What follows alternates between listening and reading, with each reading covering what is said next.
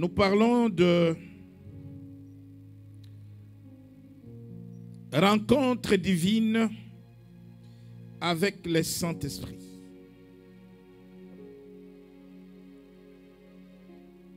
Et ce temps est important pour chaque chrétien, chaque enfant de Dieu, de comprendre qu'au-delà du salut, Dieu a formé pour chacun un plan qui les conduirait dans la puissance, l'onction, la force, afin de pouvoir les servir, afin de pouvoir mener des batailles et des combats dans la vie et de tous les jours. Grâce à ce grand équipement qui vient par le Saint-Esprit. Lorsque nous parlons des rencontres divines, bien-aimés, il ne s'agit pas seulement d'un thème du message, mais il s'agit d'une vie, un style de vie, un mode de vie qui va changer ton fonctionnement, qui va changer, bouleverser même ta nature. Et vous conviendrez avec moi que la vie des disciples avant la Pentecôte n'était pas pareille que leur vie et leur engagement à servir Dieu, à témoigner de la résurrection de Jésus après la Pentecôte. Et je voulais dire à quelqu'un ici que ta vie avant la Pentecôte ne sera pas pareille comme maintenant que nous sommes rentrés dans cette saison post-Pentecôte. De même que les apôtres, il y aura en toi un changement profond, mais aussi de mentalité. Il y aura en toi un impact fort, l'impact de la puissance de Dieu, l'impact de l'onction de Dieu, l'impact du Saint-Esprit de Dieu. Voilà pourquoi je demande à ce que tu acclames pour le Saint-Esprit qui remplit ce lieu, qui est au milieu de nous, l'Esprit de vérité, le consolateur, celui qui révèle le Fils en nous. Lorsque le Saint-Esprit de Dieu vient en nous, Jésus est révélé en nous. Alléluia. Lorsque le Saint-Esprit de Dieu vient à nous, nous sommes impactés par la puissance de Dieu et nous demeurons dans la communion avec l'Esprit. Notre Dieu, notre Père, merci pour le Saint-Esprit que tu avais promis et que Jésus a bien voulu nous l'envoyer. Merci pour cet esprit qui remplit ces lieux, qui impacte chaque vie, qui transforme, oh Dieu, qui forge un caractère, un style de vie. Que ces lieux soient remplis de ton esprit. Ta parole est la vérité. Sanctifie-nous par cette vérité dans le nom de Jésus. Amen. Nous allons prendre place. Merci d'être là, de bonheur, dans la joie et dans la présence de notre Seigneur. Rencontre divine.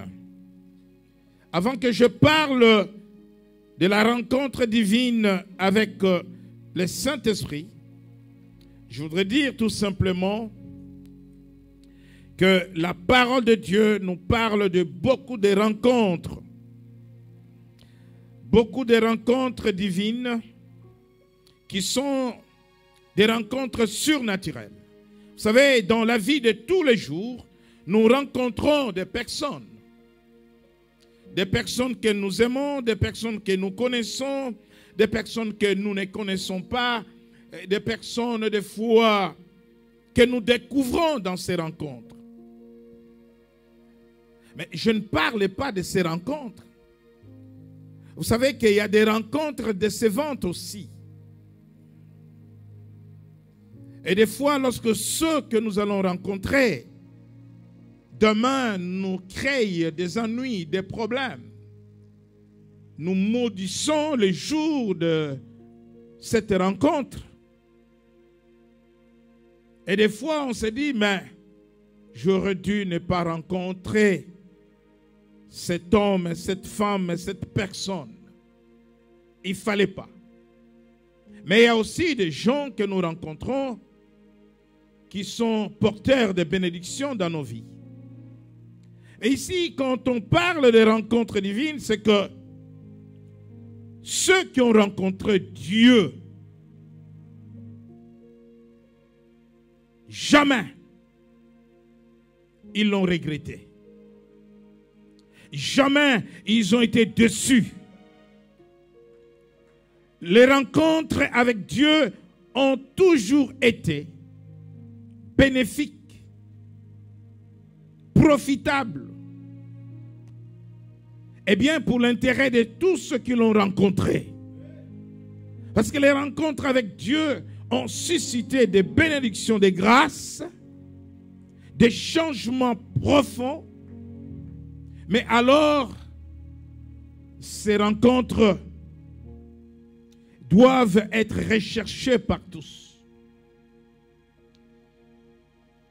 Dieu appelle Abraham du milieu d'un peuple païen, idolâtre. Et nous sommes dans Genèse au chapitre 12. Il appelle, quelle rencontre exceptionnelle. Il dit, tu quittes ta famille, tu quittes tes parents, tu quittes ta patrie, tu vas vers un pays lointain que je vais t'indiquer.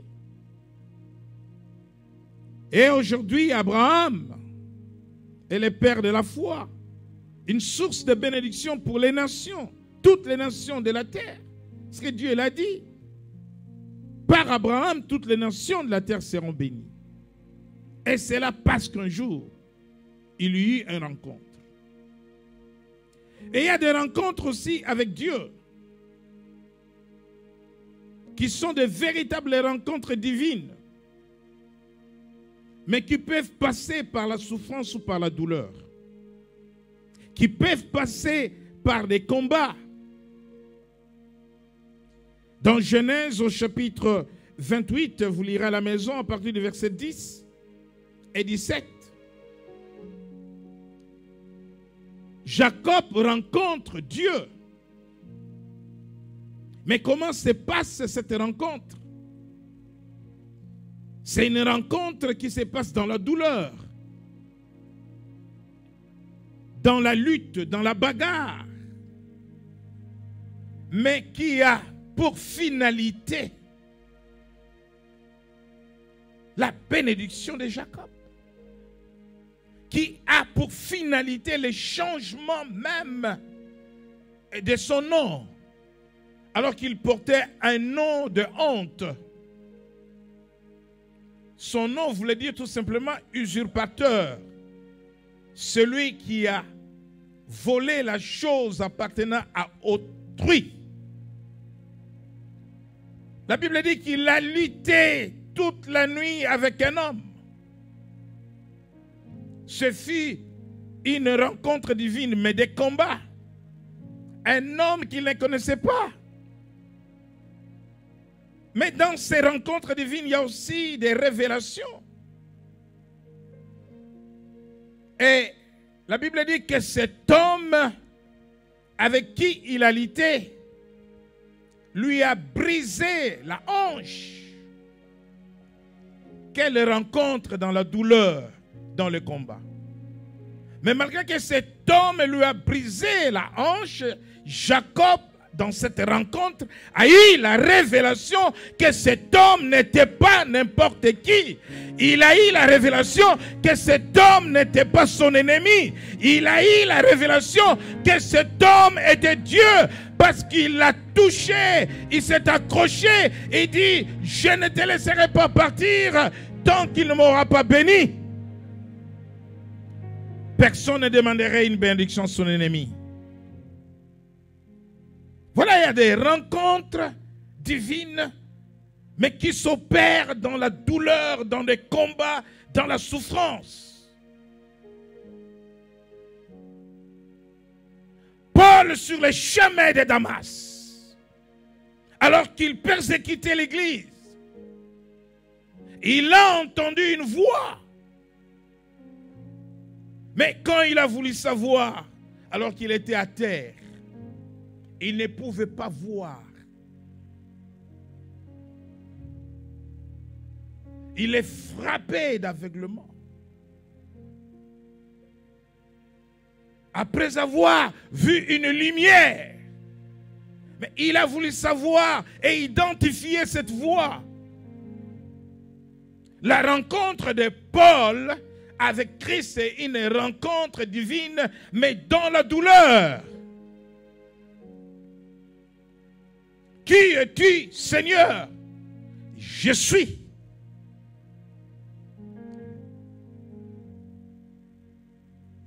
Jésus-Christ que tu persécutes. Mais ce qui comptait pour Paul, ce n'est pas cette phase de la douleur dans cette rencontre. Il est amené à Damas comme un aveugle, un non-voyant. Et il va rester dans cette situation 3 jours avant que l'ancien Ananias soit envoyé pour prier pour lui. Mais la finalité de cette rencontre-là, Jésus lui dit, il dit à Ananias, cet homme est un instrument que j'envoie dans le monde, que je vais utiliser pour ramener le peuple des ténèbres à la lumière, de la puissance de Satan à la puissance de Dieu.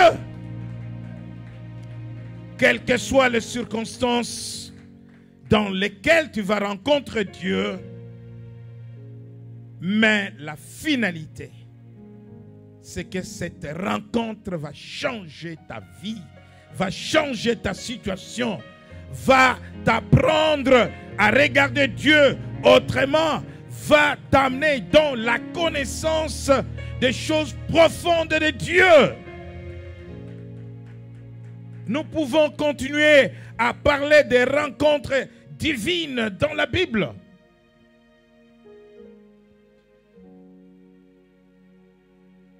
Moïse est loin de ses frères, de sa famille en Égypte, dans le pays des mendiants. Entend une voix, mais la voix vient du feu. L'Éternel est le feu devant. La voix vient du feu et il se tourne. Et la voix lui dit, ôte tes sandales. Quelle rencontre divine. Et les rencontres divines, des fois, sont inattendues. Et les rencontres divines, des fois, interviennent au moment où tu n'es pas prêt. Nous en parlerons des différents types de rencontres divines. Mais ce matin, je viens vous parler de la rencontre divine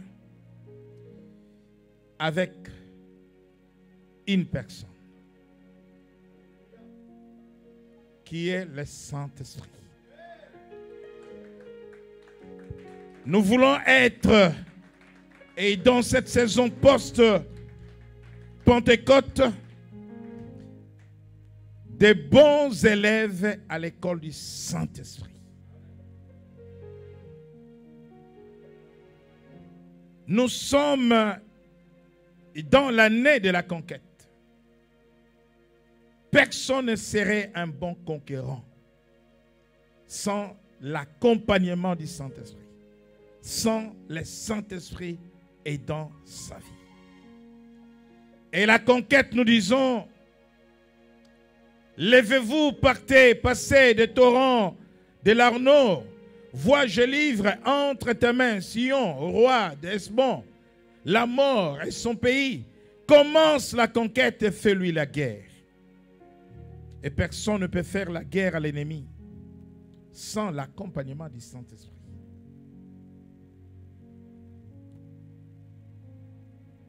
La rencontre divine avec le Saint-Esprit. Ils sont trois. Mais en un. Dieu, Christ, le Saint-Esprit. Je voudrais que l'Église qui arrive à maturité, je voudrais que les chrétiens qui arrivent à capter la stature parfaite de Christ, les chrétiens qui ont laissé Christ se former en lui.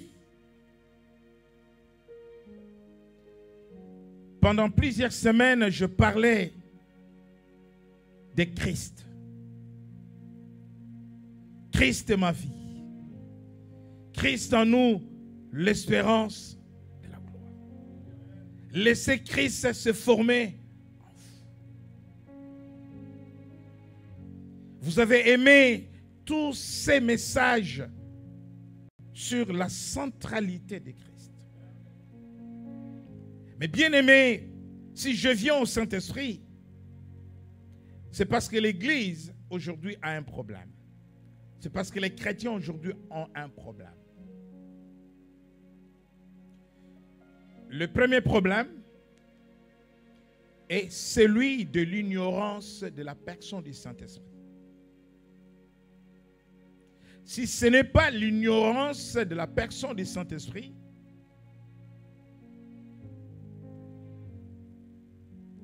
une fausse connaissance ou une connaissance erronée. Quelqu'un dirait, je connais le Saint-Esprit. La troisième personne de la Trinité. Le consolateur, l'Esprit de vérité. Je connais le Saint-Esprit.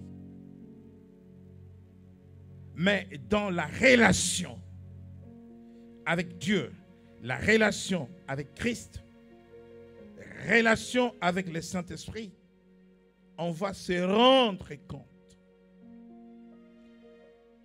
que le Saint-Esprit n'est pas compris par les chrétiens tel qu'il est réellement. Les chrétiens ne cherchent pas l'intimité avec le Saint-Esprit. Voilà pourquoi le mercredi, nous enseignons sur la communion de l'Esprit ou la communication avec le Saint-Esprit. Vous ne pouvez pas dissocier le Saint-Esprit de Christ et Christ du Père. Vous ne pouvez pas les dissocier. Et vous ne pouvez pas porter un intérêt sur l'un et non sur l'autre. Vous ne pouvez pas regarder l'un comme grand et l'autre comme petit. Vous savez, l'idée que nous avons du Saint-Esprit généralement, que je considère comme une idée fausse et erronée, j'ai le courage de le dire et de l'assumer, c'est que généralement, nous rentrons dans l'erreur de voir un Dieu grand, grand, et puis un autre Dieu moins grand.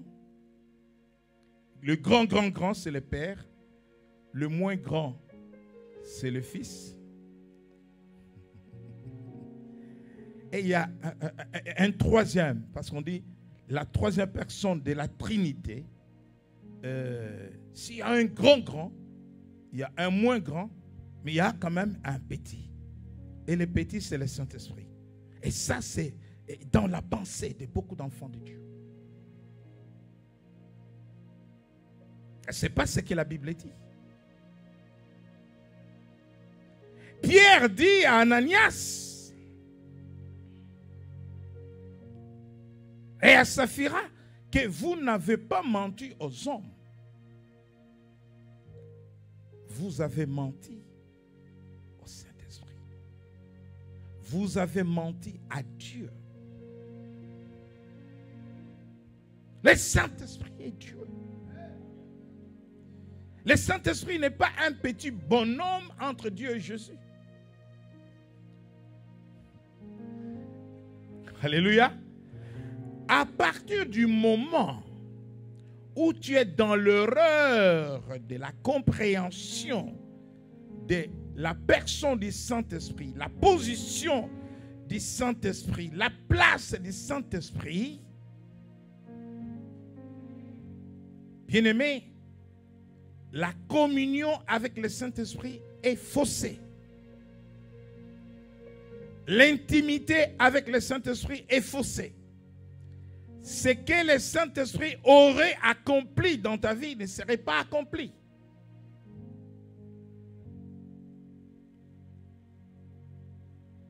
Et lorsque nous parlons de la rencontre divine, il peut s'agir de la rencontre avec Christ, comme il peut s'agir de la rencontre avec le Saint-Esprit, comme il peut s'agir de la rencontre avec Dieu, notre Père. Ce qu'il faut comprendre, c'est qu'il y a une unité complice entre le Père, le Fils et le Saint-Esprit. Une sorte de coexistence. Et ils sont ensemble, ils fonctionnent ensemble, mais tout un Dieu. Ils ne sont pas trois dieux.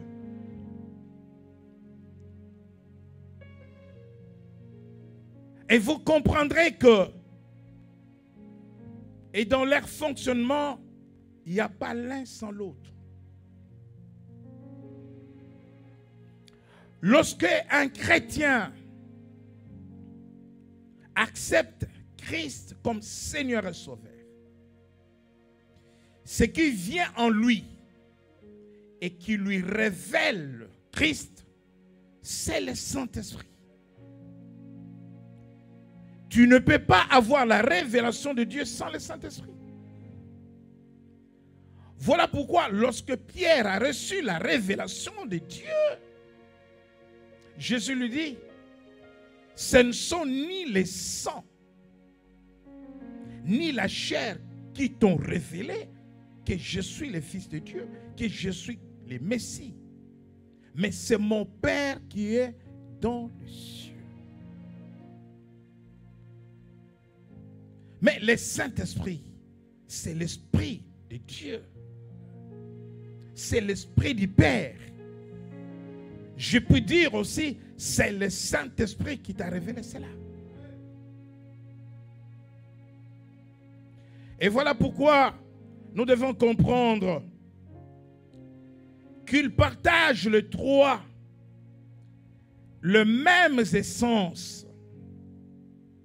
Ils partagent les trois les mêmes attributs. Lorsque nous parlons des attributs de Dieu, nous disons que Dieu est omniprésent, l'omniprésence de Dieu. Mais Jésus est omniprésent. Mais le Saint-Esprit aussi est omniprésent. Personne ne peut être Dieu s'il n'a pas les attributs de Dieu. Le Saint-Esprit a les attributs de Christ. Christ a les attributs de Dieu. Donc, commence à regarder le Saint-Esprit comme Dieu afin que tu sois submergé dans le Saint-Esprit. Écoute-moi bien. Le Saint-Esprit est l'administrateur de révélation, de grâce et de dons de Dieu sur la terre.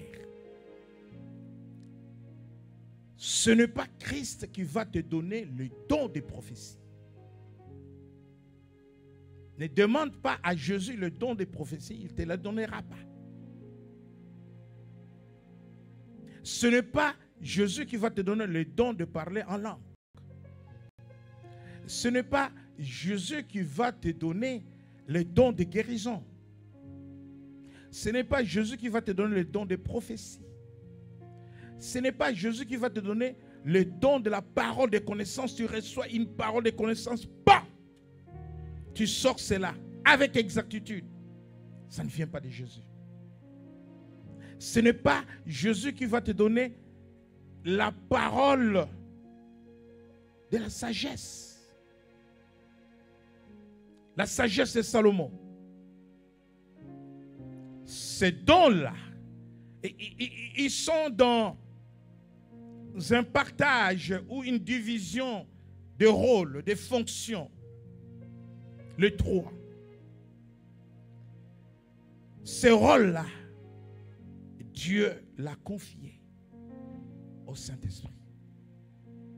C'est pour cela que la Bible dit que le Saint-Esprit donne à qui il veut les dons et les grâces. Par contre, ce n'est pas le Saint-Esprit qui va t'appeler comme pasteur. Ce n'est pas le Saint-Esprit qui va t'appeler comme docteur. Ce n'est pas le Saint-Esprit qui va t'appeler comme apôtre. Ce n'est pas le Saint-Esprit qui va t'appeler comme enseignant. C'est Jésus. Est-ce que nous sommes là?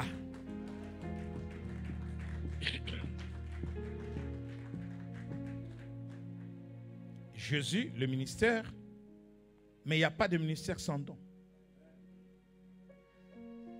Alors si tu regardes le Saint-Esprit comme un petit bonhomme entre Dieu et Jésus Jésus t'appelle pour le ministère, mais tu es dépourvu de dons. Tu ne peux rien faire. C'est comme si tu allais à la préfecture, tu regardes l'agent au guichet comme un petit bonhomme, mais tu ne verras pas le préfet sans passer par cet agent. S'il te renvoie, il te renvoie. Bien-aimés dans le Seigneur, notre conception, notre compréhension du Saint-Esprit doit changer dès à présent. Et cela doit être conforme aux Écritures, à la parole de Dieu. Voyez-vous? Et donc, Dieu est dans l'omniprésence, l'omniscience. Christ est dans l'omniprésence, l'omniscience. Le Saint-Esprit est dans l'omniprésence, l'omniscience. Et nous voyons dès le commencement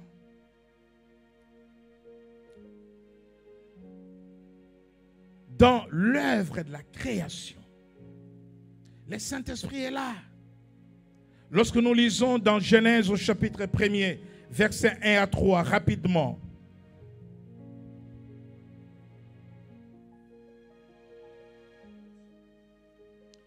Genèse.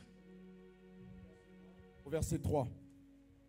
Au commencement, Dieu créa les cieux et la terre. La terre était informe et vide. Il y avait des ténèbres à la surface de l'abîme, et l'Esprit de Dieu se mouvait au-dessus des eaux. Dieu dit, que la lumière soit, et la lumière fut. Ok. Le verset premier parle de Dieu. Le deuxième verset parle de qui?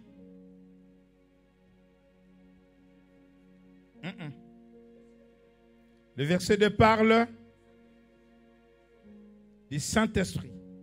Et le verset 3 parle de... Ce n'est pas l'ordre que nous utilisons.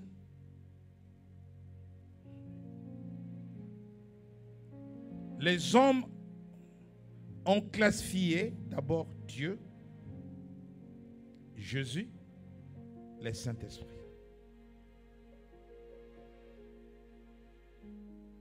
Mais l'ordre de mettre le Saint-Esprit en dernier ou au milieu ne compte pas. Ce qui compte, c'est de comprendre que le Saint-Esprit est Dieu. Jésus est Dieu. Et là, les trois vont travailler pour que le monde soit ce qu'il est. Et lorsque nous allons dans Jean, l'évangile de Jean, au chapitre 1er, au commencement était la parole. Dans Genèse, nous étions au commencement. Était la parole. Et la parole était avec Dieu. Et la parole était Dieu. Et cette parole, c'est Christ. Quand vous continuez la lecture, dit, la parole a été faite chair. La parole est venue parmi les hommes. On vous dit que Christ était au commencement avec Dieu et Christ était le Dieu. Il dit à Philippe, celui qui m'a vu a vu mon Père. Celui qui m'a vu a vu Dieu. Alléluia. Dans Genèse chapitre 1er verset 26. Rapidement, sinon je... Genèse chapitre 1 verset 26. Je lis la parole au nom de Jésus.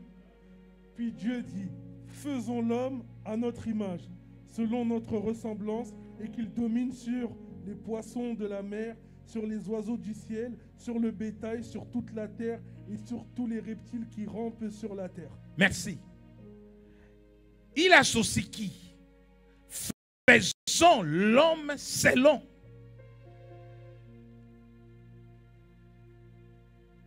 Notre image. Donc Dieu, Jésus, le Saint-Esprit, ils n'ont pas d'image différente. Même image.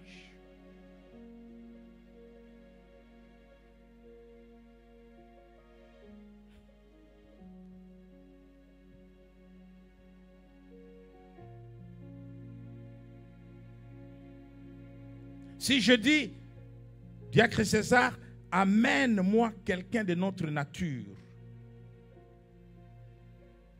Mais notre nature, c'est la nature d'enfant de Dieu. Il ne m'amènera pas un non-enfant de Dieu. Notre image, voyez-vous, ils ont même image. Quand tu vois Dieu, tu vois Jésus, tu vois le Saint-Esprit. Comme je dis, tu vas voir la différence dans le rôle, dans les fonctions.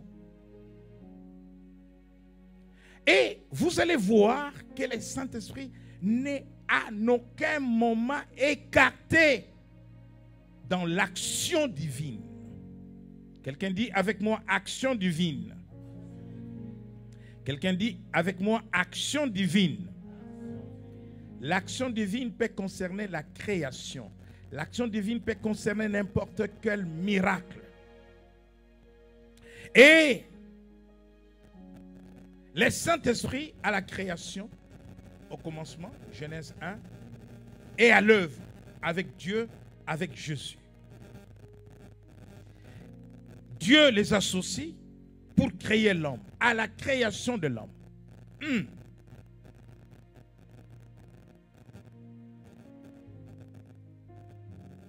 À la création de l'homme. Faisons l'homme à notre image. Quand Dieu crée l'homme, pour que l'homme devienne un être vivant, qu'a fait Dieu? Il a soufflé dans les narines. Mais la Bible dit que le souffle vient de qui? Du Saint-Esprit. Donc, à la création de l'homme, le Saint-Esprit est associé.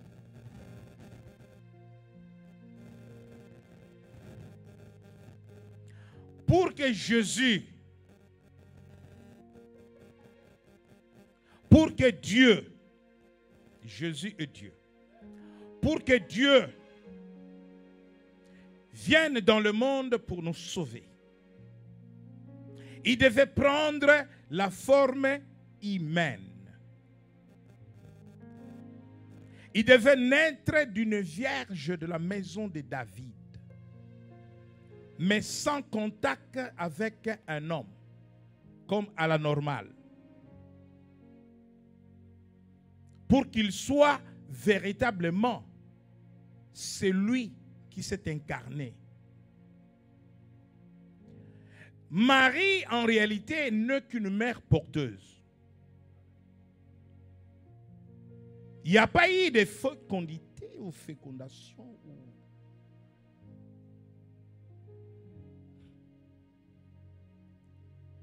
Parce que pour qu'il y ait fécondation, il faut qu'il y ait.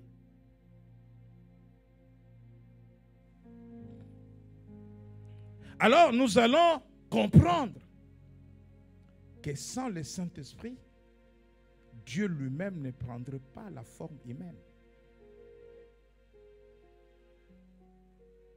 Mais le Saint-Esprit participe à tout, depuis Genèse jusqu'à Apocalypse. Le Saint-Esprit est dans l'action de Dieu. Bien-aimé, comment vas-tu opérer dans le surnaturel sans le Saint-Esprit? Comment vas-tu opérer le miracle sans le Saint-Esprit? Nous lisons rapidement Luc, chapitre 1er, verset 35. Luc, chapitre 1er, à partir du verset 35. Et remontez au verset 34 d'abord. Luc, chapitre 1er, à partir du verset 34. Marie dit à l'ange, « Comment cela se fera-t-il, puisque je ne connais point d'homme ?» L'ange lui répondit, « Le Saint-Esprit viendra sur toi, et la puissance du Très-Haut te couvrira de son ombre. C'est pourquoi le Saint-Enfant qui naîtra de toi sera appelé Fils de Dieu. » Alléluia. Et donc le véritable porteur, celui qui apporte Dieu sur la terre, c'est le Saint-Esprit.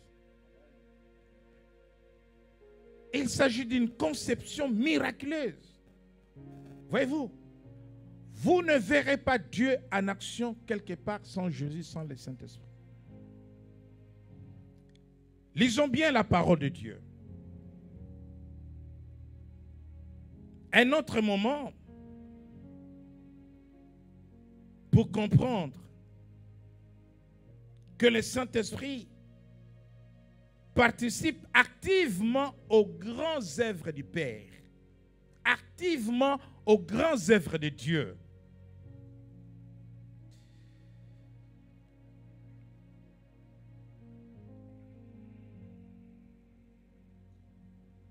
Dans Hébreux 9, 13, 14, le Saint-Esprit participe à l'œuvre du salut.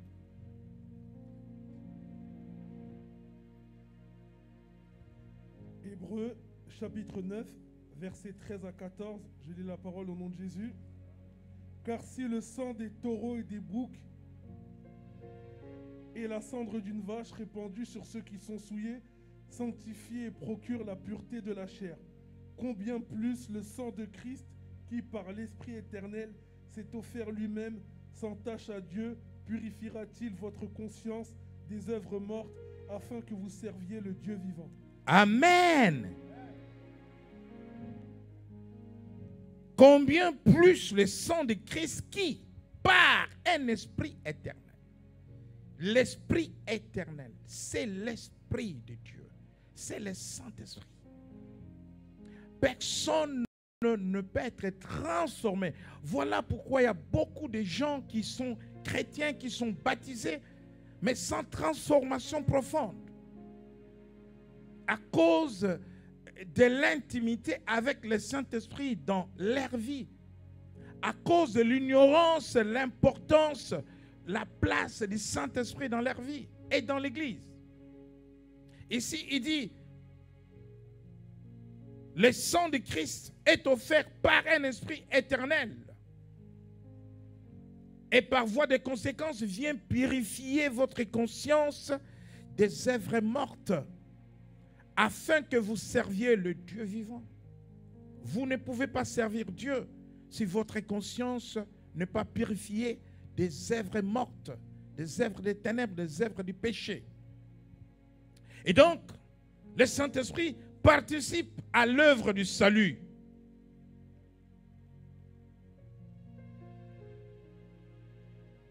Le Saint-Esprit participe aux grandes œuvres de Dieu. La création, le Saint-Esprit est là. Le salut, le Saint-Esprit est là. Dans les tombeaux, c'est le Saint-Esprit qui fait ressusciter Christ d'entre les morts.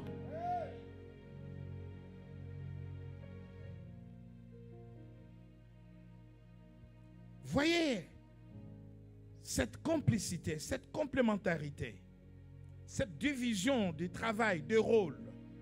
Comment il fonctionne les trois?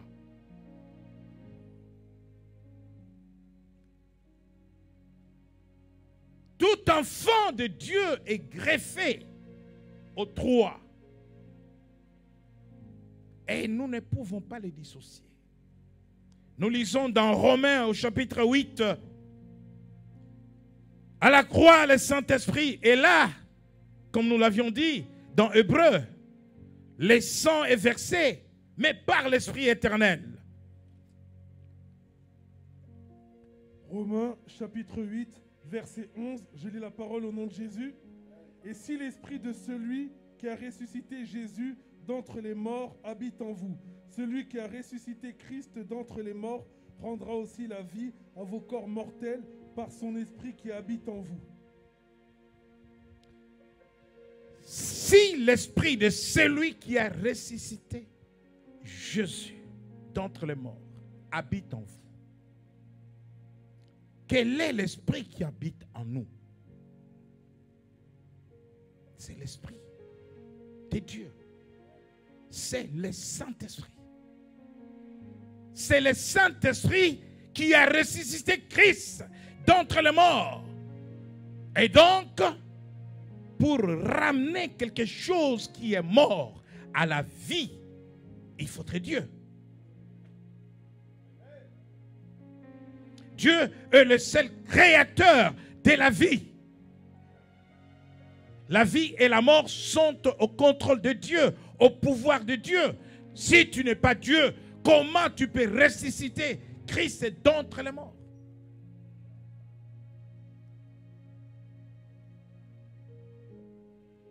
Alléluia.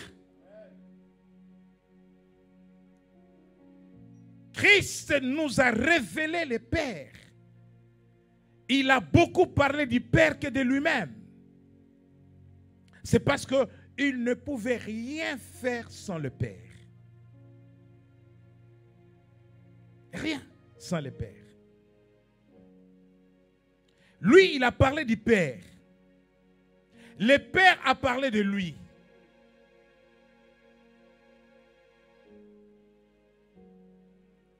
Lorsque Christ va au Jourdain et reçoit le baptême, bien-aimé dans le Seigneur, une voix se fait entendre, c'est le Père qui parle. Alors qu'il avait donné un signe à Jean-Baptiste, celui sur qui tu verras l'Esprit descendre. Non seulement que l'Esprit descend, mais s'arrête sur lui. Qu'est-ce sur lui? Très important. S'arrête. C'est lui. Celui-ci est mon fils bien-aimé en qui je mis toute mon affection. Jean-Baptiste a entendu cette voix. Lors de la transfiguration, Dieu a parlé encore. Le Père a témoigné. Et Jésus témoignait du Père. Il dit, je fais la volonté de mon Père qui m'a envoyé. Apprends-nous à prier. Notre Père qui es aux cieux, il parle que du Père, du Père, du Père. Et le Père parle du Fils. Maintenant, le Saint-Esprit est venu pour révéler Christ dans l'homme. Le Saint-Esprit témoigne de Christ. Mais Christ aussi a témoigné du Saint-Esprit. Il est avantageux pour vous que je m'en aille parce que je dois vous envoyer ce que le Père avait promis. Le Saint-Esprit. Alléluia. Et bien aimé, à partir de ce moment-là, tu dois te repositionner. Pourquoi toutes ces faiblesses dans des vies chrétiennes? Pourquoi ces failles dans l'Église? C'est parce que le Saint-Esprit n'est pas compris comme il doit être compris.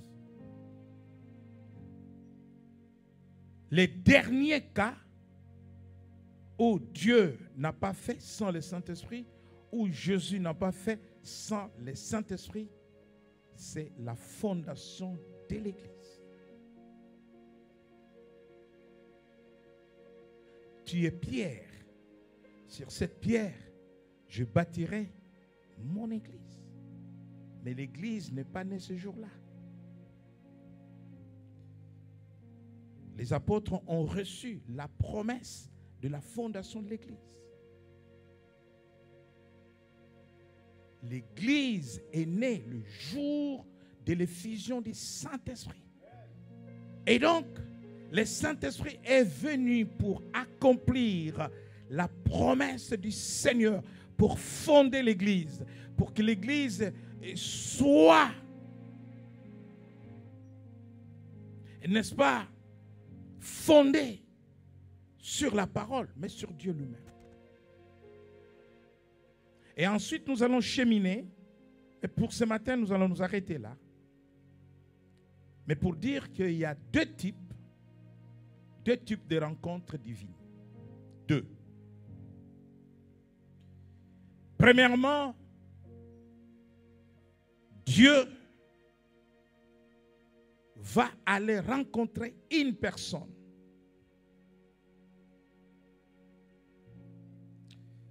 Par sa souveraineté, par sa grâce, c'est Dieu qui va rencontrer une personne. Moïse n'est pas allé chercher Dieu dans le buisson ardent. C'est Dieu qui a cherché Moïse. Nous aurons à développer ces aspects-là. Deuxième rencontre divine.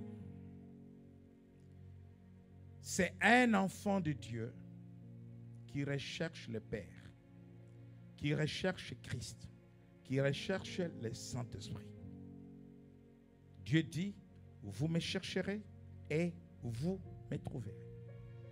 Frappez et l'on vous ouvrira. C'est deux types. Mais pour toi, enfant de Dieu, parce que nous parlons de la rencontre divine avec le Saint-Esprit, nous verrons par la suite comment aller à la rencontre avec le Saint-Esprit. C'est pour cela qu'il est important que tu viennes le mercredi aussi écouter l'enseignement sur la communion. La communion de l'Esprit. Comment cette communion s'opère. Que la communion avec le Saint-Esprit soit avec vous. Frère Achid, pendant tout ce culte, tu sens un tourment, un dérangement, tu peux t'élever. Un dérangement, tu es tourmenté, tu sais, quand tu es invité à l'Élysée pour la première fois, hein, j'ai été moi, la nuit tu ne dors pas. Tu ne dors pas. Ah, je serai à l'Élysée, je serai à la présidence, je serai reçu. Tu es dans ça. Tu ne veux pas être en retard. Hein? Tu es attendu à 11h. À 10 heures, tu es là dans les parages, tu traînes. Tu ne veux pas louper l'occasion. C'est ça que tu es en train de sentir en ce moment. Et tu sens un désir ardent. Bien-aimés, lorsque nous allons rentrer dans la profondeur de ces choses, c'est pour ça quand ils ont reçu le Saint-Esprit, Pierre qui reculait devant une femme, ce jour-là, il fit un discours terrible. Et quand il opère un miracle, on l'arrête, il dit, oui, je l'ai fait, je ne le nie pas, je l'ai fait au nom de Jésus. Je ne peux obéir qu'à Dieu et pas aux hommes. Parce que tu as un zèle pour servir Dieu, une passion. Ce qui manque aux chrétiens, c'est cela. Et Dieu m'a dit, travaille sur le Saint-Esprit. Tu vas voir les changements. Ouais, des fois, les gens ont du mal vraiment à décoller dans les choses spirituelles, à décoller dans les choses de Dieu. Christ a formé les disciples pendant 3 ans. Mais ce n'est pas la formation de l'école. Il leur a parlé de beaucoup de choses qu'ils ne comprenaient pas. Il les a traités des hommes de peu de foi, des incrédules. Ils avaient du mal à comprendre les paraboles. Ils avaient du mal à capter le message de Christ. Mais quand le Saint-Esprit est venu,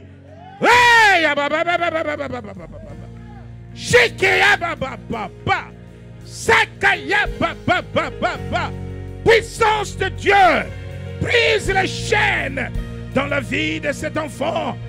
Brise les chaînes. Le Saint-Esprit de Dieu est sur toi. Sois rempli de la puissance d'en haut.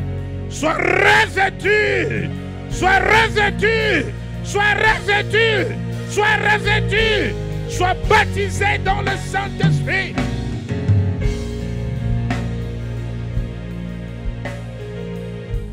Jésus veut que tu sois un instrument à son service. Un instrument pour le royaume. Un instrument pour l'église. Oh, rabababababababababababa. Shikoroko ya bababababa. Alléluia, alléluia. Lèvons-nous dans la présence de Dieu.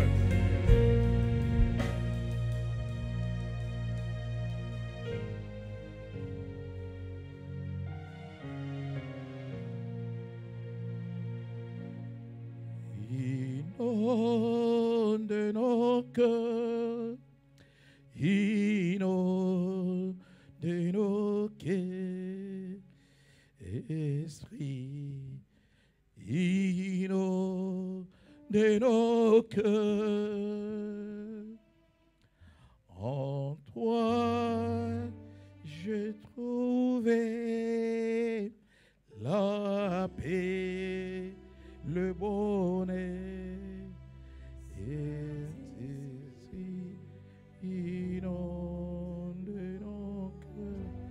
La chorale va reprendre ça avec une bonne note et nous allons laisser le Saint-Esprit inonder le cœur, le Saint-Esprit venir à ta rencontre. Tu vas comprendre que tout ce que tu as entendu va être transformé dans la présence du Saint-Esprit dans ta vie. Du Saint-Esprit en toi. Une rencontre divine avec le Saint-Esprit. Alléluia. Jesus.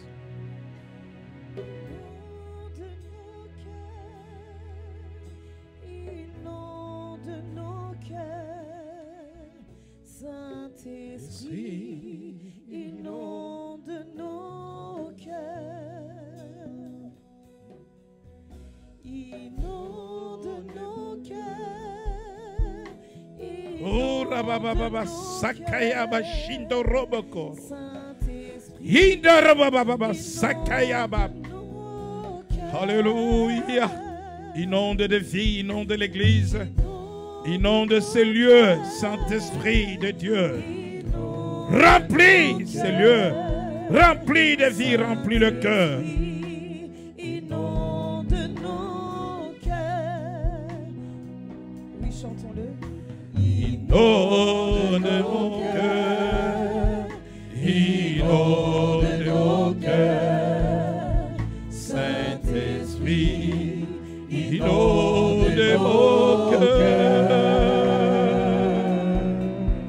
Inonde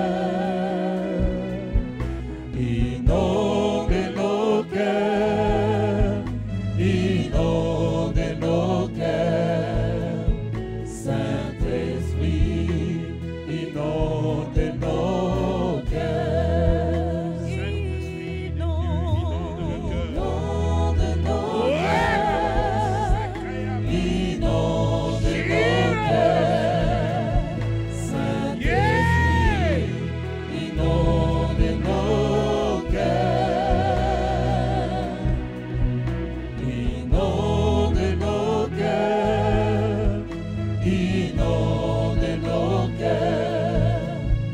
Saint-Esprit, inonde nos cœurs. Que la communion de l'Esprit soit avec vous. Rentrez dans l'intimité avec le Saint-Esprit de Dieu, avec Christ et avec Dieu notre Père. Le Saint-Esprit vous console, vous enseigne, vous révèle, vous guide dans le nom de Jésus. Amen. Nous allons prendre... Je vous invite vendredi pour une rencontre divine.